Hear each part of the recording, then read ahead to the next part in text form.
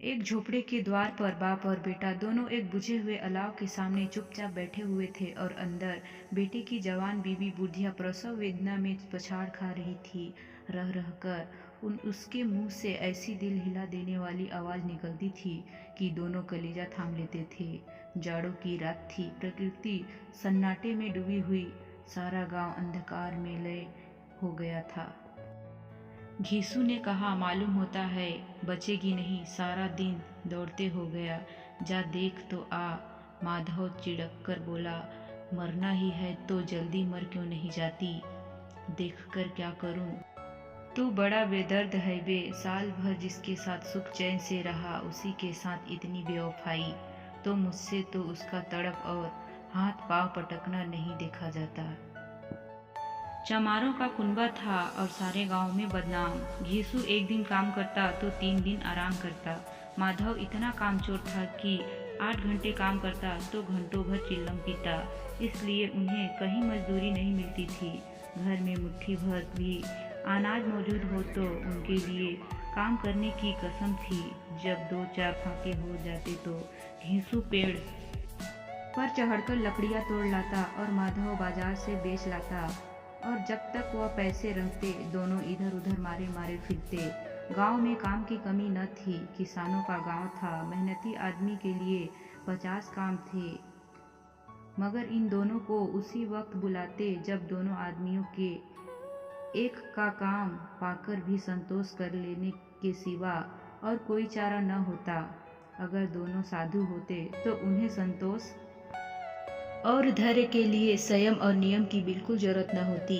यह तो इनकी प्रकृति थी। विचित्र जीवन था इनका। घर में मिट्टी के 2-4 बर्तन के सिवा कोई संपत्ति नहीं। फते चिट्ठों से अपनी नम्रता को ढके हुए जिए जाते थे। संसार की चिताओं से मुक्त, कर्ज से दले हुए, गालियां भी खाते, मार भी खाते, मगर कोई गम नहीं। दिन इतने की वसूली की बिल्कुल आशा न रहने पर भी लोन।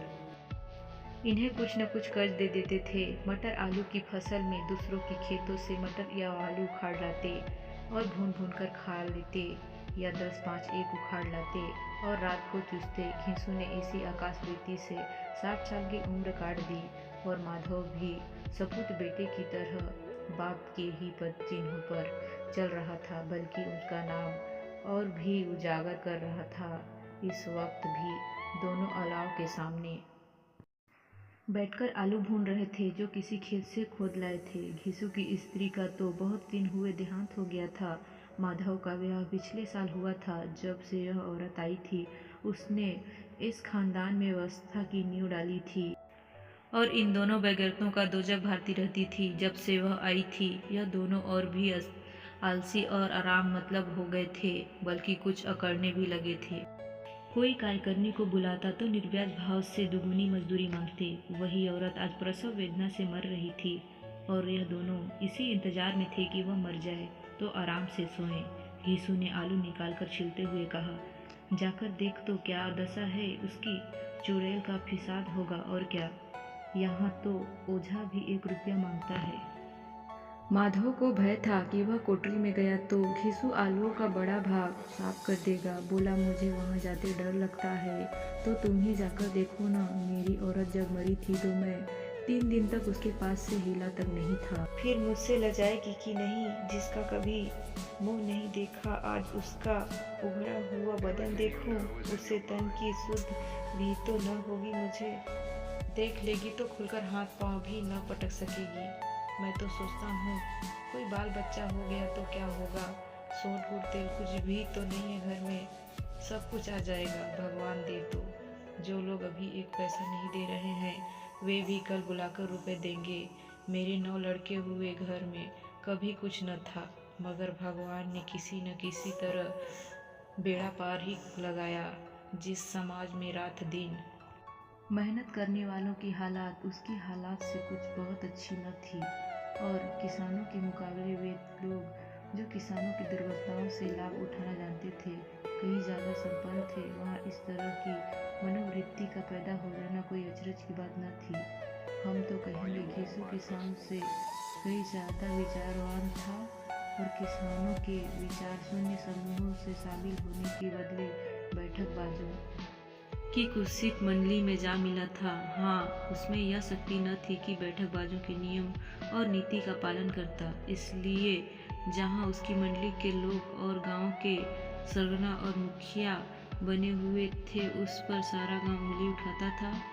फिर भी उसे यह तस्कीन तो थी ही कि अगर वह फटे हाल है तो कम से कम उसे किसानों की सीजी तोड़ मेहनत तो नहीं करनी पड़ती, और उसकी सरलता और निडरता से दूसरे लोग बेजा फायदा तो नहीं उठाते। दोनों आलू निकाल निकाल कर जलते जलते खाने लगे। कल से कुछ नहीं खाया था, इतना सब्र न था कि ठंडा हो जाने दे। कई बार दोनों की जबान जल गई। छिल जाने पर आलू का बाहरी हिस्सा जबान, हलक और तालू को जला देता था, और उस अंगारे को मुंह में रखने से ज़्यादा खैरियत इसी में थी कि वह अंदर पहुंच जाए। वहां उसे ठंडा करने के लिए काफ़ी सामान थे, इसलिए दोनों जल्द जल्द निकल जाते। हालांकि इस कोशिश में उसकी आंखें में आंसू निकल आते। घींसू को उस वक्त ठाकुर की बारात याद आ गई, जिसमें 20 साल पहले वह गया था। उस दावत में उसे जो वृत्ति मिली थी, वह उसके जीवन में एक याद रखने लायक बात थी, और आज भी उसकी याद ताज़ा थी। बोला वह भोज नहीं भूलता। तब से फिर उस तरह का खाना और भरपेट नहीं मिला।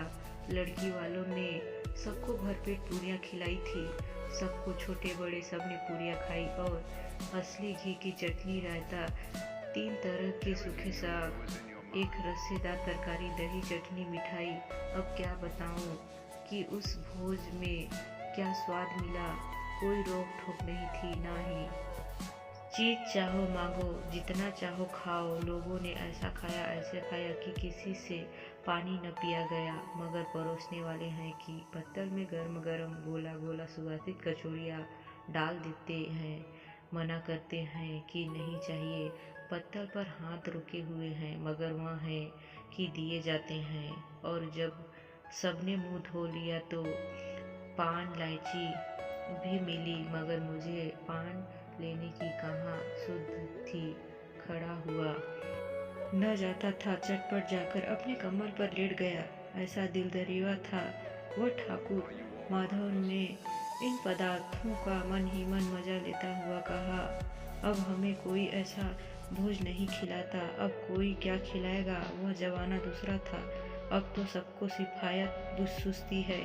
शादी विवाह में मत खर्च करो, क्रियाक्रम में मत खर्च करो। पूछो गरीबों का माल बटोर बटोर कर कहाँ रखोगे। दो सवेरे माधव ने कोठरी में जाकर देखा तो उसकी स्त्री ठंडी हो गई थी। उसके मुंह पर मक्खियाँ भिनक रही थी। पथराई हुई आंखें ऊपर लटकी हुई थी। सारी देह धूल से लटपट हो रही थी। उसके पेट में बच्चा मर गया था। माधव भागा हुआ घीसू के पास आया। फिर दोनों जोर जोर से हाय हाय करके और छाती पीटने लगे। पड़ोस वालों ने यह रोना धोना सुना और दौड़े हुए आए। बटोरने में तो कमी नहीं है, हाँ खर्च में किफायत सुस्ती है। तुमने एक 20 पूड़ियाँ खाई होगी, 20 से ज़्यादा खाई थी। मैं 50 खा जाता, 50 से कम न खाई होगी। अच्छा पका था। तू तो मेरा आधा भी नहीं है। आलू खाकर दोनों ने पानी पिया और वहीं अलाव के सामने अपनी धोतियाँ ओढ़कर पाँव पेट में डाले सो रहे, जैसे दो बड़े बड़े अजगर गेड़ूड़ियाँ मारे हो पड़े हो। और बुढ़िया अभी तक गरा कर रही थी।